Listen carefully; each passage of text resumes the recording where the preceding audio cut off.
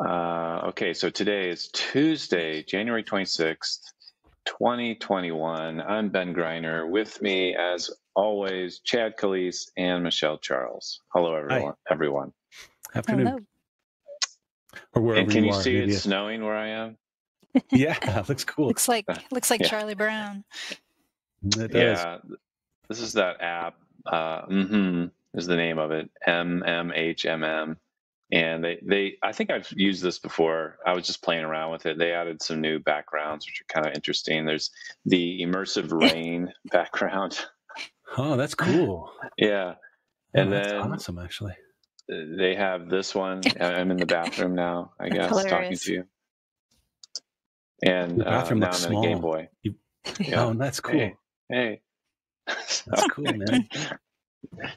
Anyway, we'll go with the bricks, plain bricks right now.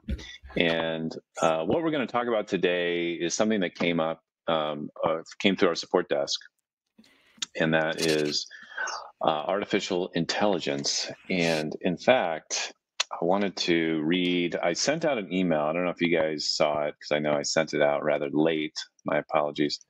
I saw it.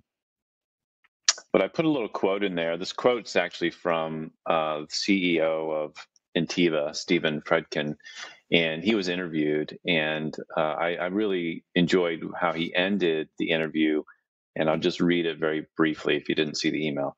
The next evolution in IT services will be centered on the power of artificial intelligence and harnessing data to make better, more informed decisions, even for smaller and smaller companies.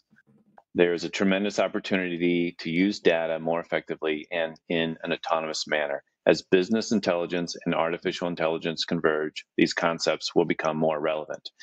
And I must admit, I have heard about artificial intelligence, and I think we all kind of have a vague understanding of it, but trying to articulate that in real world scenarios that affect us and affect small business, in particular, small, medium businesses, it's still kind of early days, but we're starting to see some of that, and we may not even be aware of it. And one of the things that came up in the one of our questions that we got on the support desk this week was, what is this Cortana email, and why am I getting it? How do I stop it? In fact, it was also, I think, a little concerning. Like the viewer thought, how is it possible that they are looking at my email, they're looking at my calendar, they're piecing it together and telling me, making suggestions. So I thought we'd talk about that a little bit, because I was also a little surprised at the reaction I was getting and hearing from even our own team saying, "Oh yeah, this looks kind of scary." And Chad, we've talked about this before. I mean, I would say every single app out there is collecting this information. Are they making it available to us, usable to us? Probably not. But Microsoft is starting to expose some of this in these Cortana emails, and I think it's pretty interesting. I'll share my screen just to show you an example of what I'm talking about. For anyone who uses Office 365, you probably have access to this. Maybe you could go find these emails in your inbox today. Microsoft started rolling them out in September of last year. And anything Microsoft does, because they're such a huge organization, anything on Office 365, it takes months to roll this out. So I have a feeling some of us had access to this in September, and some of us are just now getting access to it or just noticing access to it. Michelle or Chad, have you guys seen these in your inbox? Have you? Yes. I've seen the analytics, but yeah, let me pull up an example. So here's one example I just grabbed. It's called Your Daily Briefing. There are two types that I'm aware of. One is these reminders where it's saying, I saw this, there was this exchange I had about a tax package. Please review and complete all documents. So I can choose to either say this isn't relevant to me, delete it. I can choose to say I've done this, or I can choose to say remind me. And if I were to say done, I click this and it marks it as complete. Now, what's going on is it's looking at my emails. It's looking at my to-do app, or it's adding things to my to-do app to set reminders.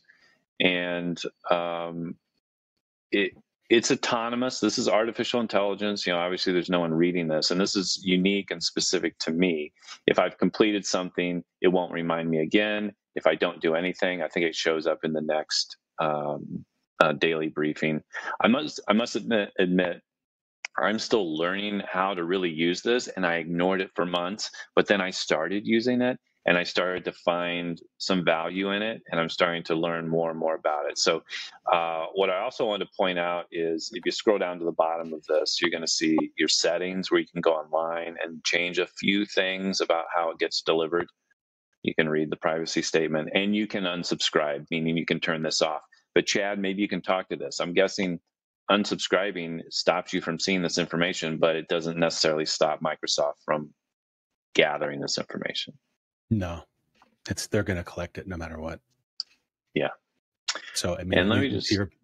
Oh, go ahead. No, I was just going to show that's one type, and then there's one other type of daily briefing. That's the same one I just looked at. These look very similar. Share. Here's the other one. Oh, wait, sorry. Try this again.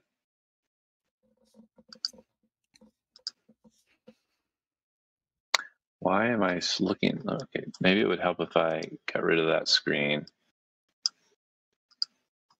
and try this again. Share. Here. Okay. Does this look different? Focus time, catch up on messages. So the other briefing that I've noticed it will do is it will look ahead and look at your calendar and find blocks of time and say, would you like me to book some focus time, message time, take a break, and learning? And I did this just to see what it would do. Obviously, you can try this and change your schedule after the fact. But what it does is it literally puts 1.5 hours of time on Friday. It found some areas where I should take a break. Whether or not I follow my calendar and take a break is another issue altogether. It blocked out some time on my calendar for me to focus and do some things. And I'm just trying it out to see kind of what it does and how it works. But I wanted to talk a little bit about it. Michelle, you said you've not noticed it. Maybe you could go, find these and see if they show up. Chad, you said you've seen them. Yes. Yeah. Have you worked on or used it at all, or? No, I haven't. The way that I manage my calendar is I build those things in already. To make sure, but I see where this would have a lot of value for people. I mean, one of the things that I really like about this, I mean, even whether someone uses it or not, is you kind of touched on this before. These companies are collecting this information, whether we know it or not, right? And there's nothing we can do to stop that. Because when we opt in, when we create an account, and we sign up and we agree to, the EULA and all that stuff, terms of service and everything, that's what we're agreeing to. We're agreeing to allow them to basically collect information about how we use the platform, when we use it, from what devices, with who, and what context. So it's nice to at least get some transparency into that, so that we can use that information. Right. And so I think it's GDPR compliant, right? If anybody has any concerns about any of this, sure, there are some issues you have to be concerned, about your privacy when you're using these messages, for example, because if you're using Cortana, for example, like someone could overhear everything, if you're working on sensitive projects or sensitive things, you might not put some headphones on, right? And protect your privacy. Are you talking about the like Siri-like aspect of Cortana? Yeah, because you can within this, there's other functionality, right, where you can have your most prioritized emails read to you.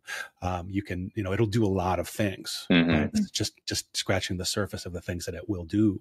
But it's just something to think of every time we embrace a new tech in our lives. We just have to consider, what we have to change to make sure that we're maintaining our privacy, and it's not hard to do. Yeah. I mean, the promise of all of these things, whether it's Siri or Cortana or Alexa, is that they will become personal assistants to us, right? And I think we're starting to see some of that happen, for better or for worse. I mean, it's still overwhelming. Sometimes it's hilarious or confusing what they're trying to help us with, or sometimes it works well and sometimes it doesn't work well. Um, but certainly Microsoft isn't the only one doing it.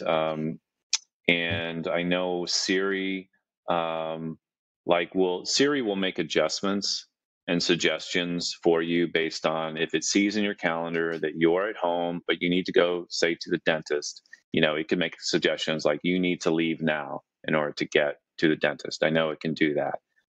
It can do some things like if I always open up the news app in the morning, then when I do a search, that news app will show up as like the top automatic hit. Those are the types of things that artificial intelligence is learning how I'm using the product and making changes based on that. And It may sometimes, like I be. said, it's very helpful. Sometimes it doesn't work so well. Yeah, that's a really important point because a lot of it also is just people's comfort levels. Everybody's going to be different. Like for example, I'll use myself as an example. I may not have much use for some of these things, but I do have a use for something like we're already using, some of us, this AI in our lives in ways we may not know of, like you mentioned, Ben. Michelle and I and you, we may have like I have a Nest in my house, right?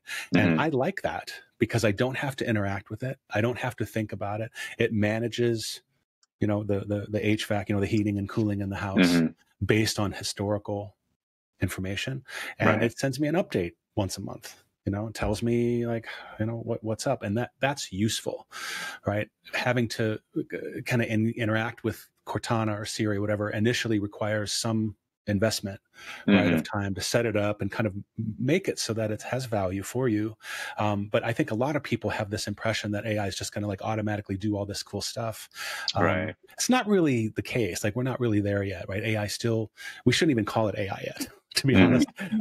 But the marketing folks, we have to collaborate with them. So one of the things about these tools is, like, to your point, Ben, like you have to kind of shape the way you work around it a little bit to get any value out of it. And you do have to use it in order to understand how to use it, and in order for it to get better and to learn things. And that's where I was a little surprised yesterday when I heard some conversations about, oh, well, this is the beginning of Microsoft like spying on employees and things like that. It's like, okay, let's calm down.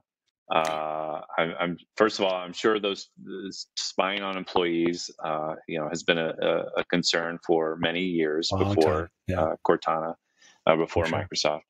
And I personally view this as a tool that is just exposing the sheer volume of data that we have stored and making it somewhat useful. And I think it's a huge step forward. And I'm actually impressed with what they're doing. And I know Apple's working on it. Obviously, we've talked about Microsoft. I don't know. I got to believe Google has something like this. Do they have anything in Workspace? Do we know?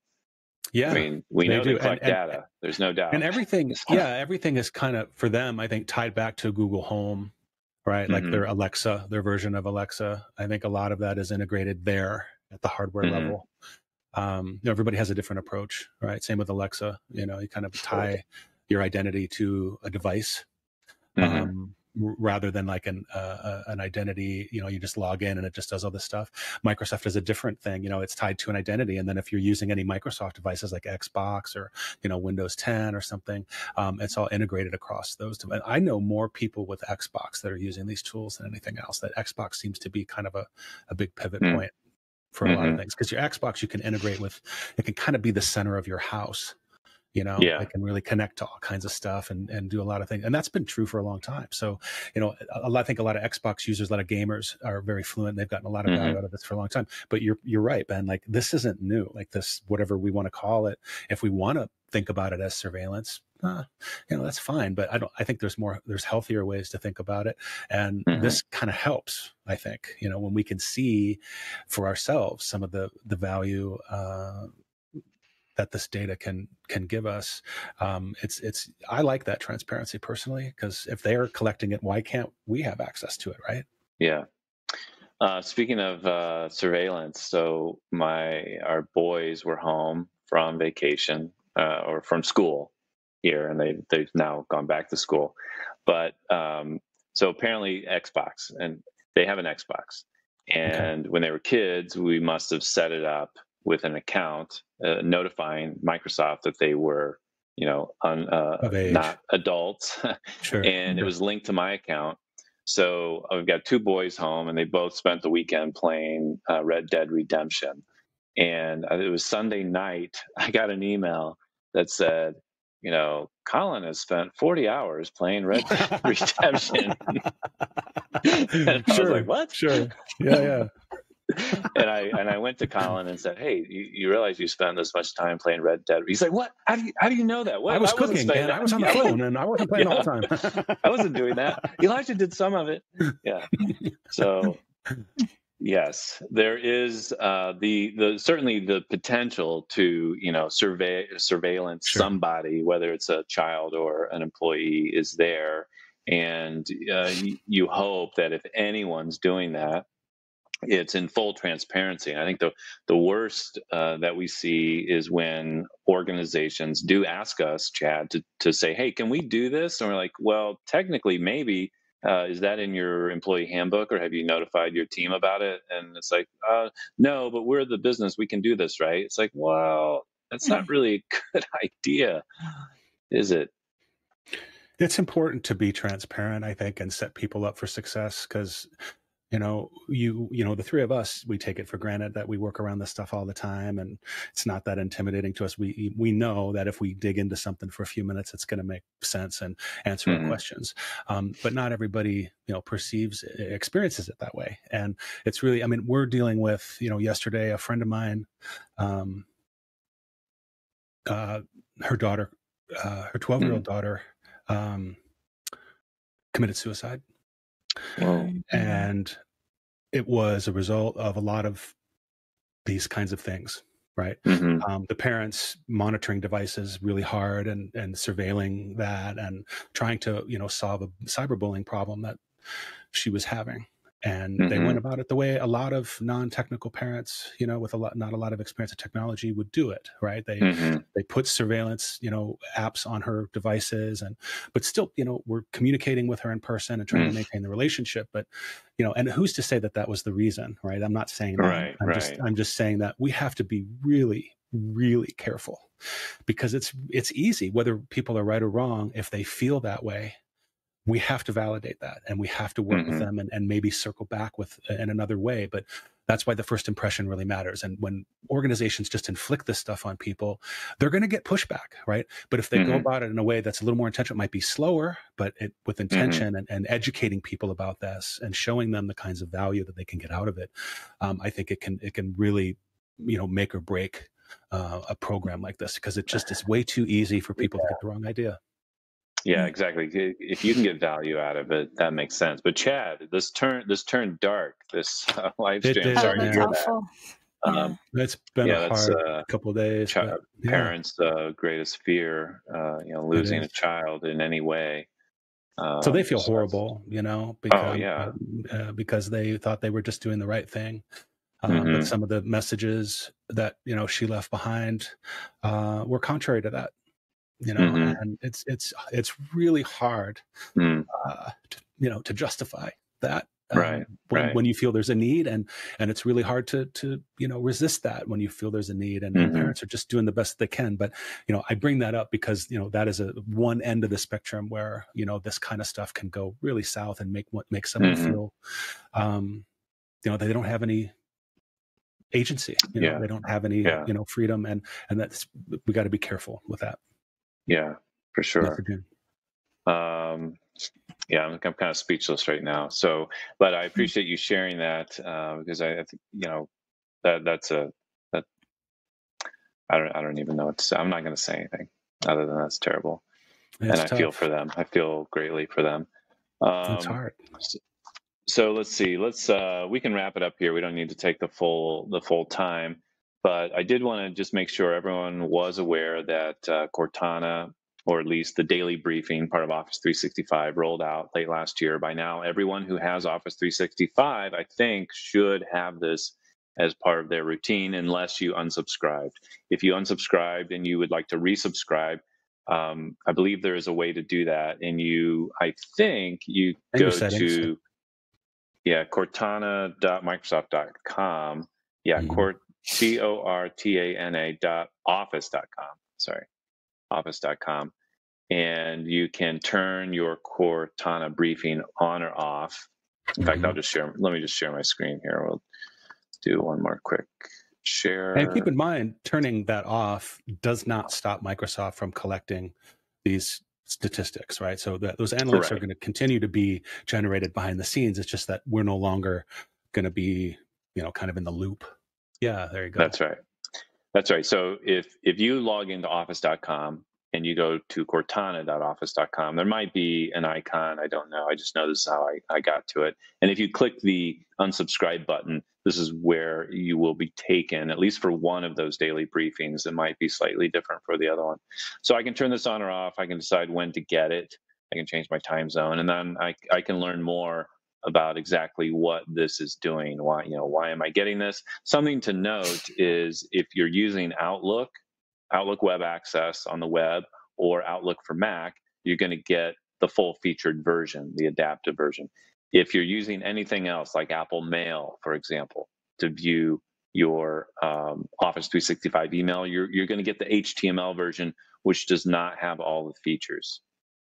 So keep that in mind. If you're like, Ben, how did you set the reminder or tell the app that you were, completed your task? I can't do that. It may be because you're using the HTML version. So this really gives you a lot more information, including additional links. And then I also found this, which I included in the email today that I sent out. What can you do with the briefing email? This is a really good summary. And of course, it works on iPhone or the Mac, and it's very short, and you can opt out. Yeah, so all the standard stuff, including an FAQ. So be aware of it. Try it out. Turn it off if you don't like it, but certainly know that doesn't stop Microsoft from collecting that information. So I think it's a good thing. I recommend take advantage of it. See if it does help you. Obviously, if it doesn't, turn it off. But all this stuff, though. Whether it's it's worth trying out. Whether it's Microsoft, whether it's Siri, all this stuff is getting better. And I think what's frustrating is when it doesn't work. Like, it worked last week. Why is it not working, this week? Right. And I always have to tell myself that this is still an amazing thing. Like, when we were kids, the fact that I could speak out loud and say, "Hey Siri, turn off the dining room lights," and it would just do that, was science fiction. What Siri just said, okay. So yeah, she just turned off the dining room lights. Yeah. It's an improvement. So yeah, I mean, it's pretty, when you really think about it. What's that, Michelle? It's an improvement from the clapper, turn on, turn off. Yeah, that's right. That's right. The old clapper. Yeah, remember that? Awesome. Yeah. Yeah. What's the history of that type of stuff? The clapper is a good example of an early iteration of clap on, clap off. Yeah. Yeah. We used to use it for the stereo. We didn't plug it into lights. We just plugged it into the radio. And you'd double clap and you'd have music on. That was as good as it got. You had fixed station or whatever it was, but it was like, that was pretty rad. That's come a long way for sure. Very cool. There's probably a way to, hey Siri, when you hear a clap, do something. I could probably build that in. What does Apple call their framework for building things like that? Chad, do you remember? ARKit or HomeKit.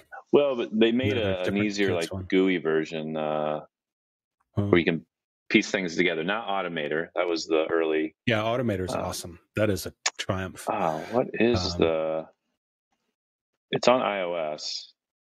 Shortcuts. you're talking about? Is it shortcuts? Talking about shortcuts? I use shortcuts a lot. In fact, the kids and I, shortcuts. You are yeah, correct. shortcuts is awesome. It is really awesome to be able to, like, for example, LJ and I, our 13-year-old or soon to be 14-year-old, she was like, "Hey, how can Chad? Do you know how I can?" Because she's my stepdaughter, she calls me Chad, not Dad. How can we convert like a video to a GIF? Isn't there a way we can just do that without downloading an app? And I was like, oh, there's got to be. So like we went through this whole, spent like some of our evening after dinner figuring out how to make this short. And you can literally do pretty much. I mean, I don't want to say that ditch the app store, but you almost could ditch the app store with the power of shortcuts. It's amazing.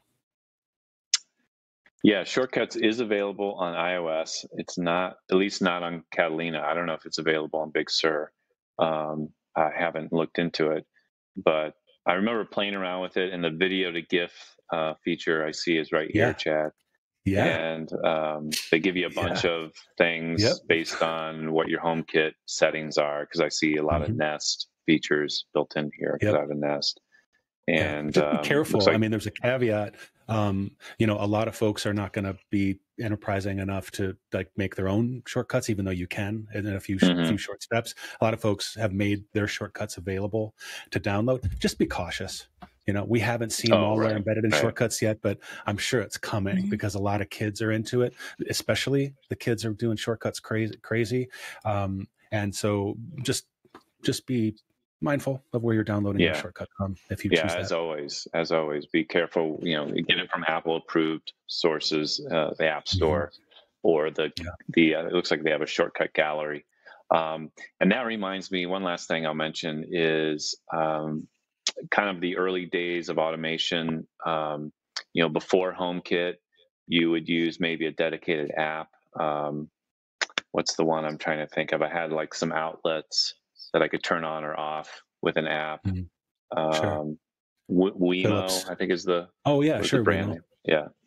And of course there's the smart thermostats and there's all this stuff. So recently we had a light that was turning on or off at the time we did not want it to. And for the life of me, I could not figure out which automation was controlling that light. Because there were just too many ways in, and every way I looked, I'm like, I can't find it. Like, why is it doing this? So that can be a frustration too. And that brings up the larger conversation too of it's really easy. You hear me use fancy words like, attack surface and, threat models and things like that. But our attack surface is really like how easy we make it for criminals to, choose our number. Right. When they're walking down the proverbial street and looking at bicycles to steal, we want to try to make our lock look kind of intimidating. And one of the things that we can do to make our lock look more formidable to a criminal is to consolidate those platforms, right? So if we have 6 apps that we use to manage our house with, our attack footprint is huge compared to what it could be, right? So we want to think about that. If we're using one for lights and one for thermostat and one for this and one for that, there are some ways to consolidate those things, and that can give us some peace of mind. Yeah. And as the technology gets better, it's easier to do that. It is. So certainly looking back on it, I think I ended up like resetting everything and just doing it through HomeKit. So to your point, it was easier for me, and my attack surface was smaller. Smaller. And that's a great point too, because a lot of times when we do consolidate, we'll find, oops, my camera just timed out. We will find. I just clapped and your light went off, Chad. I'm easier. sorry. Yeah, it works. It works like a charm. Making things consolidated often, to your point, Ben, has some added value, which is making it easier. So keep that in mind. Simpler, easier. Okay, with that, thank you very much. Have a great rest of your week, and we'll see you back here in 2 weeks. Thank you. Thanks, everybody. Later. Bye.